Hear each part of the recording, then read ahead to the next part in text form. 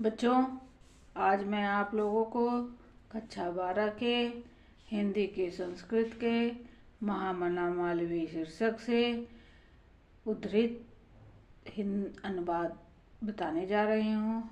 आप लोग इसे ध्यान से सुनिएगा। महामनस्विनः मदन मोहन मालवीयस्य जन्म प्रयागे प्रतिष्ठित परिवारे अभवत्।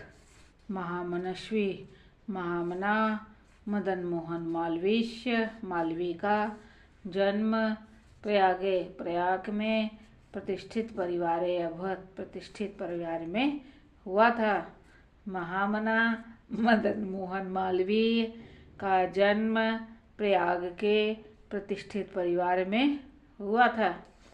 अस्य पिता पंडित ब्रजनाथ मालवीय संस्कृतस्य सामान्य विद्वान आसीत्।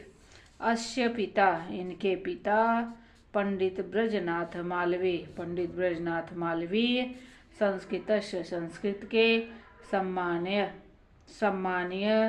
विद्वान आसीत् थे।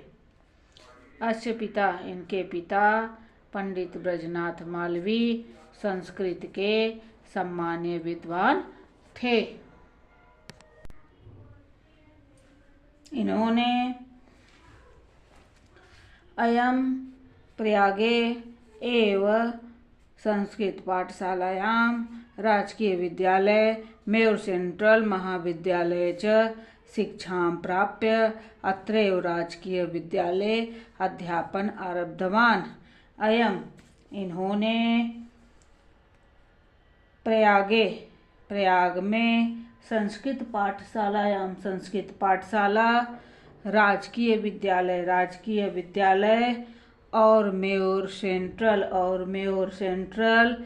महाविद्यालय और शिक्षा प्राप्त महाविद्यालय में शिक्षा प्राप्त कर अत्रैव ही राजकीय विद्यालय में अध्यापन आरब्धवान्। राजकीय विद्यालय में अध्यापन आरब्धवान् अध्यापन कार्य प्रारंभ किए।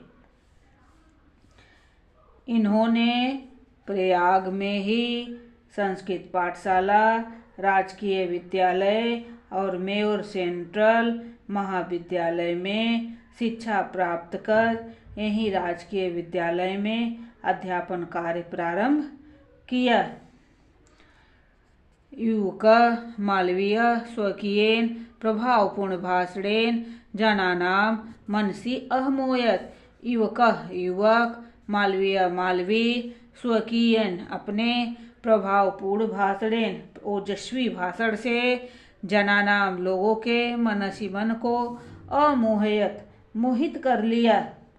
युवक मालवीय ने अपने ओजस्वी भाषण से लोगों के मन को मोह लिया। अतः अस्य सुहृद्व तम प्रांग विवाक पदवी प्राप्य देशस्य श्रेष्ठतरां सेवां कर्तुं प्रेरितवन्तः। अतः इसीलिए इनके मित्रों ने तम इन्हें प्रांग विवाक पदवी अधिवक्ता अर्थात वकील की पदवी प्राप्त कर देश के श्रेष्ठतराम सर्वश्रेष्ठ सेवा करने के लिए प्रेरित किया। अतः इनके मित्रों ने इन्हें वकील की पदवी प्रदान कर देश की सर्वश्रेष्ठ सेवा करने के लिए प्रेरित किया। तदनुसारम अयम विविध परीक्षाम् उत्तीर्य प्रयागस्थे उच्च न्यायालये प्रांग विभाग कर्म कर्तुम आरभत। तदनुसार अयम ये विविध परीक्षाम्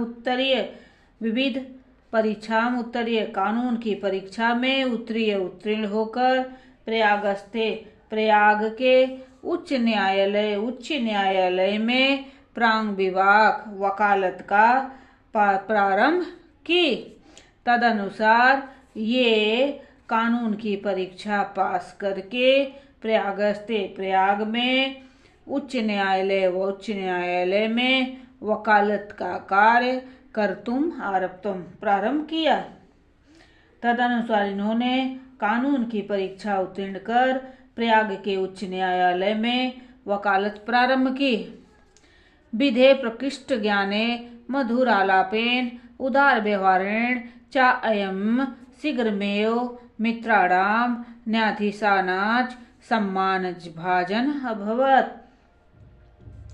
विधे प्रकृष्ट ज्ञान, विधे कानून के उत्तम ज्ञान, विधे प्रकृष्ट ज्ञान अर्थात अच्छा ज्ञान, विधे कानून के उत्तम ज्ञान, मधुर आलापेन मधुर बातचीत, उदार व्यवहार से, चायम ये शीघ्र ही अर्थात जल्दी ही, मित्राणाम मित्रों के और न्यायाधीशों के सम्मान के भाजन अर्थात पात्र अभवत हुए। कानून के उत्तम ज्ञान, मधुर बातचीत तथा उदार व्यवहार के कारण शीघ्र ही वे मित्रों और न्यायाधीशों के सम्मान के पात्र बन गए। महापुरुषा लौकिक प्रलोभनेषु बद्धा नियत लक्ष्यान् कदापि भ्रश्यन्ति। महापुरुषा महान पुरुष लौकिक सांसारिक प्रलोभन में अर्थात लालच में, बद्धा फंसकर, नियत लक्ष्यान निश्चित लक्ष्य से, कदापि कभी भी, भ्रश्यन्ति विचलित नहीं होते हैं। महान पुरुष सांसारिक प्रलोभनों में फंसकर निश्चित लक्ष्य से कभी विचलित नहीं होते हैं। महान पुरुष सांसारिक प्रलोभनों में फंसकर निश्चित लक्ष्य से कभी भी विचलित नहीं होते, अर्थात निश्चित लक्ष्य से कभी भी हटते नहीं है। देश सेवा अनुरुक्तो अयम युवा उच्च न्यायालय परिधौ स्थातुम न शक्नोत। देश सेवा में अनुरक्त युवा अर्थात वह युग अर्थात महामना मालवीय जी उच्च न्यायालय परिधो उच्च न्यायालय की परिधो अर्थात सीमा में, उच्च न्यायालय परिधो सीमा में स्थातुम रह ना सकनोत रह नहीं सके। देश सेवा में अनुरुक्त यह युवक उच्च न्यायालय की सीमा में रह नहीं सका। देश सेवा में अनुरुक्त अर्थात देश सेवा से प्रेम करने वाला युवक महामना मालवीय जी उच्च न्यायालय की सीमा में रह नहीं सके। पंडित मोतीलाल नेहरू, लाला लाजपत राय प्रभृति भी अन्य राष्ट्र नायके सहसो अपि देशस्य स्वतंत्रता संग्रामणे अवतीर्ण। पंडित मोतीलाल नेहरू, लाला लाजपत राय प्रभृति भी इत्यादि अन्य और दूसरे भी राष्ट्र नायक साथ में सोअपि ये भी देशस्य देश के स्वतंत्रता संग्राम में अवतीर्ण देश के स्वतंत्रता संग्राम में उतर गए। पंडित मोतीलाल नेहरू, लाला लाजपत राय आदि अन्य राष्ट्र नायकों के साथ वे भी देश के सेवा स्वतंत्रता संग्राम में उतरे। पंडित मोतीलाल नेहरू, लाला लाजपत राय आदि अन्य राष्ट्र नायकों के साथ वे भी देश के स्वतंत्रता संग्राम में उतरे।